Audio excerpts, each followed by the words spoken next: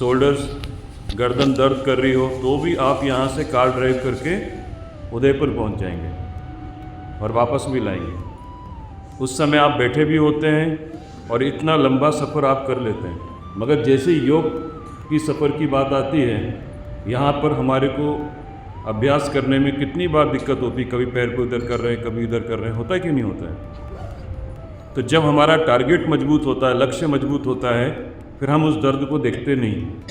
तो हमें पता है कि हमें उदयपुर पहुँचना है या हमें जहाँ भी जाना है, हमारे दिमाग में वो जगह होती कैसे भी हम समय पर वहाँ पहुँच जाएं। ऐसे ही ये जीवन की यात्रा में हम समय पर अपने शरीर को स्वस्थ कर लें। इस बीच में कितने ही विघ्न आएंगे, क्या क्या आएंगे? दर्द होगा, पुराना समय की कोई चीज़ें याद आ जाएंगी। ये विघ्न क्या है? माया। अलग अलग प्रकार की माया है, कभी स्त्री बनकर, कभी पुरुष बनकर, कभी पैसा बनकर, कभी कुछ पैरों में, शरीर में कोई दिक्कत देकर। ऐसे माया कई विघ्न करती है जब हम अच्छे कार्य को करते हैं। ये माया का स्वरूप होता है। परमात्मा के रास्ते पर चलते ही आपको सबसे ज़्यादा जो दिक्कत आएगी वो क्या आएगी? जो फ़ोन जिनके आते नहीं थे ना, उनके भी फ़ोन उसी समय आएंगे जिस समय आप पूजा करने बैठोगे। देखना आप कभी। तो ये क्या सब चीज़ें हैं? माया है।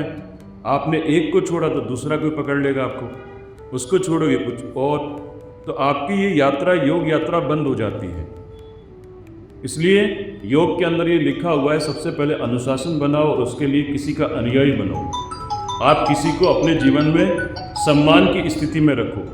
जब आप किसी को सम्मान की स्थिति में रखते हो तो आपको उसके प्रति जो सम्मान होता है, उसके कारण आप अपनी उस यात्रा को छोड़ नहीं पाते हो। जैसे समझो कि किसी को आदत है रोज़ मंदिर में जाने की, तो उसने ऐसी आदत बना ली कि मुझे रोज़ जाना है, रोज़ जल चढ़ाना है, तो उसकी ये आदत में आ गया।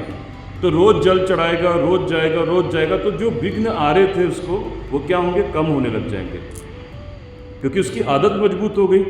तो उसके चित्त की वृत्तियाँ जो हैं वो धीरे धीरे कम हो जाएंगी।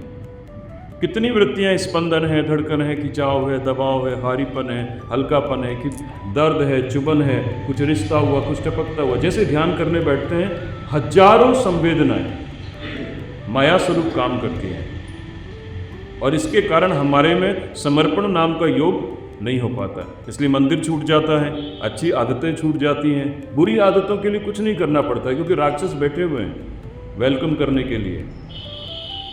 जैसे उधर जाओगे, रोज़ गलत काम कर रहे हैं, खूब पैसा है, मगर आप रावण जितनी भी तपस्या नहीं कर सकते। रावण के सोने के घर, चांदी के घर, तांबे के घर, ऐसे घर थे। उसने तो फिर भी तपस्या कर ली, मगर आज का मनुष्य उतनी तपस्या नहीं कर पाएगा। क्यों? क्योंकि हम अपनी माया को हटा ही नहीं पाते, और ये माया ही कारण होती है। घुटना दर्द कर रहा है कभी, तो महात्मा बुद्ध ने क्या कहा? यहाँ खुजली हो रही है ना, आप इसको देखो, खुजलो मत। थोड़ी देर बाद ये खुजली यहाँ से यहाँ आ जाएगी, क्योंकि ये खुजली है ही नहीं। आपके ध्यान में, आपके लक्ष्य में जो है हटाने के लिए ये सब चीज़ें हो रही हैं। जैसे घुटना दर्द करना, आज से बहुत दर्द है, कल जाऊंगा मैं, ऐसा होता है ना कई बार, और खुद ही अपना मोबाइल स्विच ऑफ कर देते हैं। तो ये सब प्रभाव कौन डाल रहा है? अच्छा, रात की शादियां सबकी निपटा के आ रहे हैं। जैसे आप नहीं जाएंगे तो शायद उसका विवाह होगा ही नहीं, आपने ही जिम्मेदारी ले रखी है सबकी। होता है कि नहीं होता है? वो नहीं छूटेगा, वहाँ पूरा समय देंगे। एक भी दुकान ऐसी नहीं, दुकान क्या बोलते हैं उसको, स्टॉल, हाँ, वो एक भी नहीं रह जाए, गलती से भी रह गई तो वो लिफाफे अपने को दर्द करेगा, कितने का लिफाफा से। मगर कभी सोचा आपने, आपके लिए खुद ही देख लो ना, बेचारे उसके दुखी में आप कहाँ सुखी घूमने जा रहे हो? खुद तो फंस गए, दूसरे को देखने जाते हैं पूरी तरह से फंसा कि नहीं फंसा। आपका जीवन अच्छा करना है तो रात्रि अच्छी करो, इसलिए रात में जाओ आप, वो ज़रूरी है।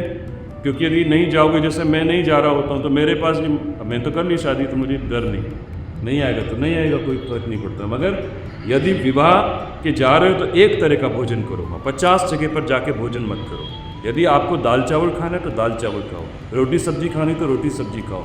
पान भी ले लिया, आइसक्रीम भी ले ली, दूध का कुछ बना हुआ भी ले लिया, कॉफ़ी भी डाल दी, बेचारा पेट रात में किसको पचाए? और जो पचेगा नहीं वो जहर बन जाएगा, जहर बन के हमारे शरीर में, हमारे शरीर को खराब करेगा। आप सुबह आए, सुबह आकर जैसे ही अभ्यास करने बैठे, एक श्वास अंदर गई,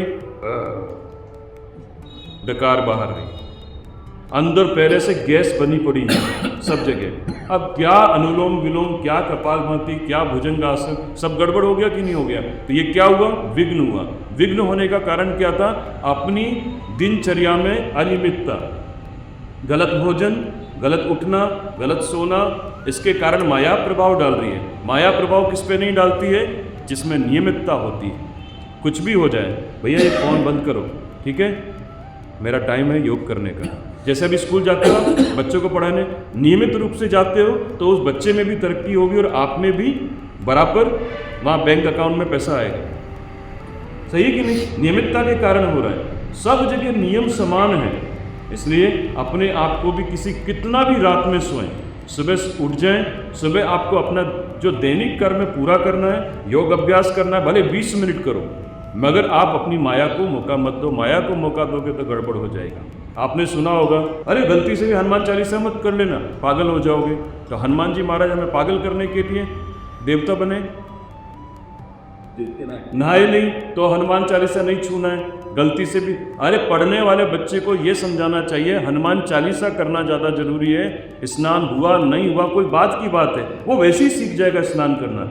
हमारे लोगों ने हमें इतना डरा दिया कि बच्चे हनुमान चालीसा करना छोड़ दिए, ठीक है, रामायण पढ़ना छोड़ दिए, गीता पढ़ना छोड़ दिए, क्योंकि नियम इतने सारे डाल दिए, इतने नियम।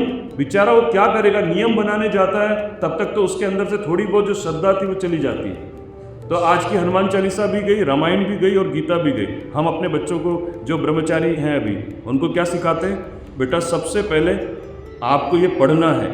हनुमान चालीसा आपको नहाना भी सिखा देगी, पवित्र रहना भी सिखा देगी। रामायण आपको नहाना भी सिखा देगी, पवित्र रहना भी सिखा देगी।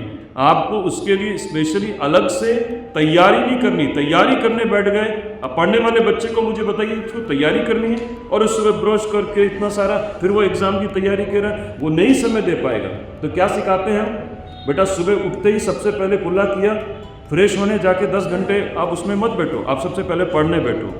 तो नियम कहाँ लगता है? जब आप उस क्रिया को करने लग जाते हो तो धीरे धीरे अपने आप आपका नियम बनने लग जाता है। तो हमें अपने बच्चों को हनुमान चालीसा पढ़ने से, रामायण पढ़ने से, गीता पढ़ने से, इससे पहले हमें उन्हें इस तरीके का नियम नहीं देना है कि बेचारा वो कभी हाथ ही नहीं लगा पाए। और इसी कारण से लाल कपड़े के अंदर हमारी रामायण, हमारी हनुमान चालीसा हमारे घरों में बंद पड़ी है, उसे कभी बच्चों ने भी नहीं खोली और हम भी नहीं खोल पाते।